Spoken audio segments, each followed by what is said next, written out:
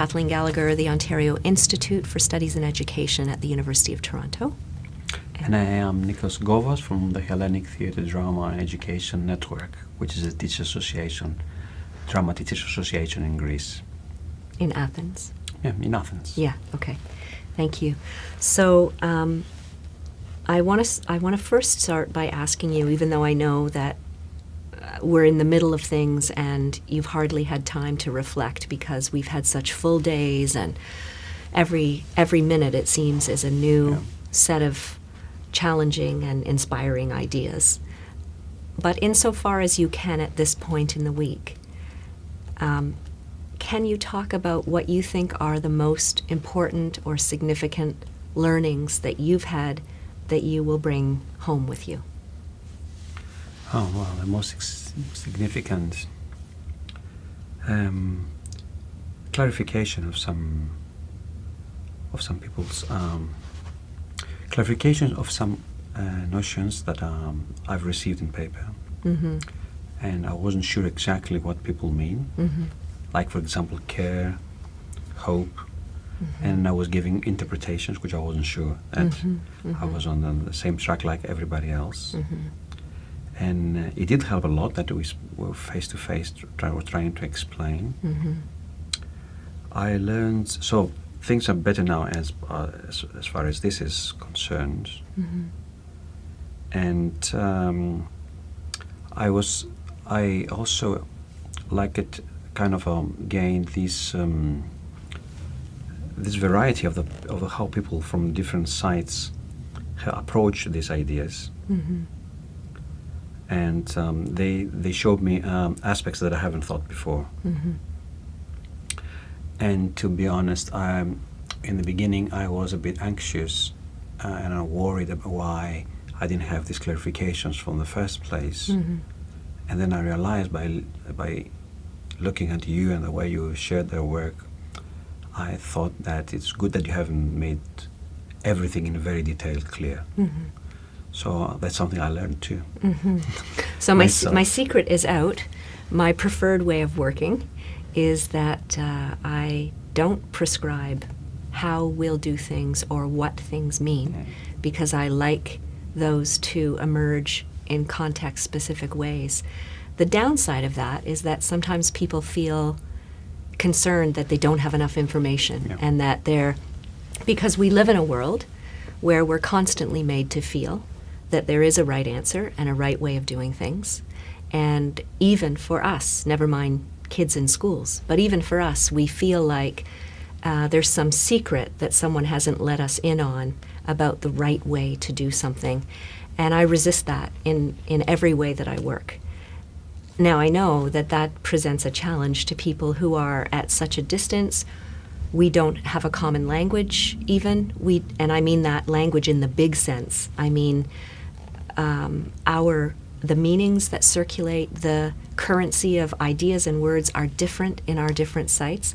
And part of the richness for me of a project like this is that we need to settle upon working understandings that are not imposed on us, but come from the political and cultural contexts and the material considerations that we live in every day. And this is exactly what I appreciate most, actually.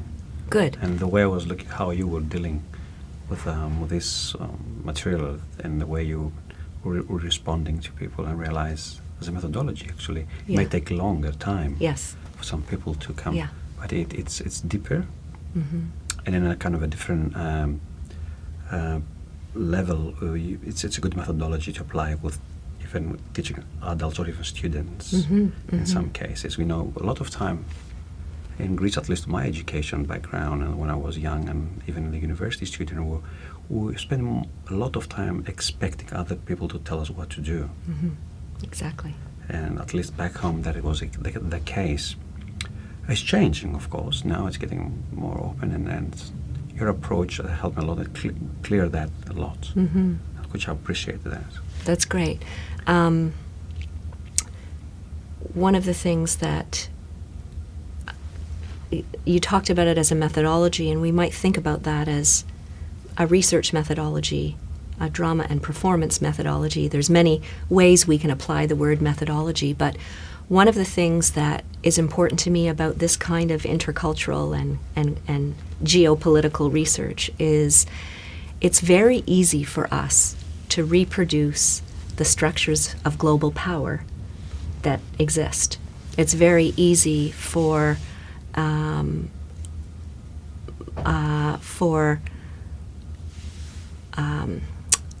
either cultural stereotypes or unchallenged assumptions about where power resides to get re-articulated through our project, even though we say we want to do otherwise.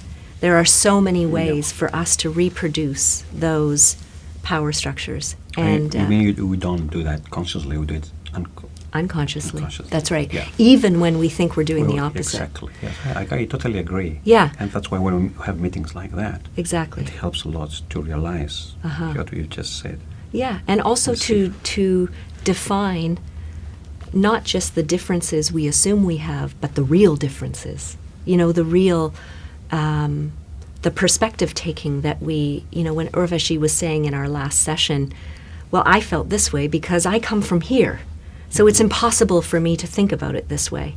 And I think when you bring people together to really battle around not just our perceptions of other people, but being able to say, I see things this way because I'm situated in this way with respect to dominant ideas of power or dominant ideas of education. And you have been a voice in our group that has said, we're doing a lot wrong in education. We are not just simple mistakes, big consequential mistakes in how we understand education. So I want to invite you to, we've had exchanges from different sites. We've had visits to schools and to theaters in Canada, in Toronto. When you leave here, what will you go away with in terms of how understandings of education have been made more complex for you? Wow, more complex. Education will be more complex. Yes, it is getting more complex, of course. It's been more one-dimensional. I think in Greece is because things are very so heated with the political and with all the other crises. It's difficult to sit back for a minute and see the whole picture. Quite often getting too much involved into small pictures. That leads normally to think in one way, in one dimension. So being here actually and meeting you, and the excellent people here, yes, your research fellows and all the other people, I see other levels of other dimensions of this education, and I heard comments. And actually, I learned more when people were surprisingly asking back questions and asking me, saying, what do you really mean by this? Which means I didn't make myself clear, which I thought I was very clear, of course, and was very obvious. And other people's eyes, I could see that they don't understand exactly what I mean. And things that I've taken for granted, they're not for granted. Or the other. So I learned more by the surprises. My articulation, what I was saying actually created to other people's faces. And that started making me wonder, why are they surprised with this? I mean, for us it's a natural thing to do, to say, to happen. Apparently it's not for everybody. Can you give an example of something? Because you're not just talking about cultural clashes. You're talking about orienting ideas, and I think in the political sphere as well. And so if you can find an example of some of our deliberations this week. I'm not sure. Can't remember.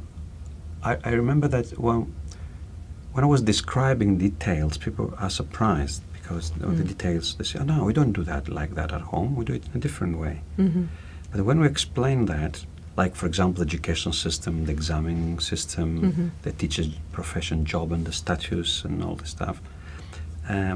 People are surprised that, for example, we don't have drama rooms, we don't have basic resources in our schools, and they think, how can you work in a school without this?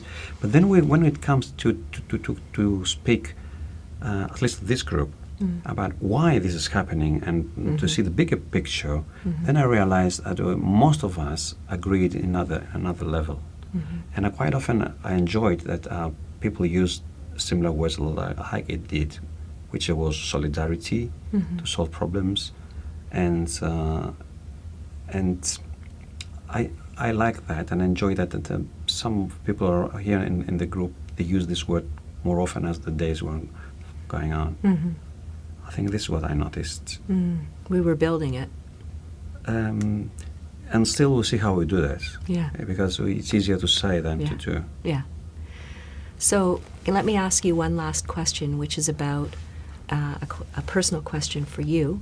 You have a long career doing drama, doing drama, and in education, and you're part of very vibrant networks, and you have struggled to do many of these things very much from the margins, as you've described your context to us. So, what is there for you in drama? What is the driver for you? Oh, what's the driver for me? Why I do that, you mean? Why you do that? You wonder why the teachers you work with do it. I want to know why you do it. I ask this question to myself too. I think I like being with other colleagues, being together. Because I realize that learning is something that doesn't happen when you're alone. You have to learn together with other people. So, and because I always consider myself as a teacher first and then anything else, or drama person or theater person. So I realize that I have a lot to learn by being with other people together. That's why I'm there. That's why I'm doing this. And I'm not doing just in drama. I just create many several networks in other fields too. But it's always something that attracts me. I mean, the theme of the subject. For example, we have another network on bullying. We have another network in Greece that I'm involved on this refugees crisis, as I was told. It's always something that I feel that I have to do it, and that's something I cannot do it alone. I don't want to do it alone. I want to do it with other people. So, and because it's not there, I'm getting a couple of friends and we created it and we just try to do it. Quite often we fail. Sometimes we manage to create this kind of networks. So I'm there because I like being with other people and learn together with them. It's not something I could just learn at home while reading a book. And when the economic times, the structural and systemic oppressions on you and your friends and your country, people, when it is as bad as you've described it to us, what resources does this fire you up more? Does it deplete your resources? Put it in the context of the current moment. Well, you see, we used to do that, at least I used to do that. I used to have the same attitude. I didn't do that on purpose, on consciousness. Now I'm looking back at my 35 years in education, I realize that even the times where we're more flourishing with money, and I still liked and enjoyed being together with people in networks and different countries, different places, and exchanging good practices, views, ideas. Even now, it's getting even more important with all this economical crisis, because people cannot resolve. I mean, there's nowhere else that you can get power and hope and power and empowerment but your own colleagues and your own peers. So, and that's true for in Greece. It's not just money. Money is not there anyway. But we are there because we have to support each other, actually. And this is very important. This is not a choice, actually. Those who have been alone on this difficult path, they're having a really bad time. And then they did manage at the end. So it's not just me, it's just a lot of people in Greece in the last few years, they've realized that. That's why we've been creating so many smaller, bigger groups of solidarity in several levels and several issues, several, what do you call it, reasons of getting together. So they didn't exist 6 or 7 years ago. 6 or 7 years ago, more isolated society. Now, this crisis helped us get together. It wasn't easy. It wasn't easy. We're not trained to work in groups. Right. Now we learn it in a hard way. Right. Did I answer your question or not? You really answered my question. You have left me I'm not sure. reflecting. Do you have any questions you would want to pose? No, not at the moment. Okay. Not at the moment. Yes, thank you very much. Thank you. Perfect.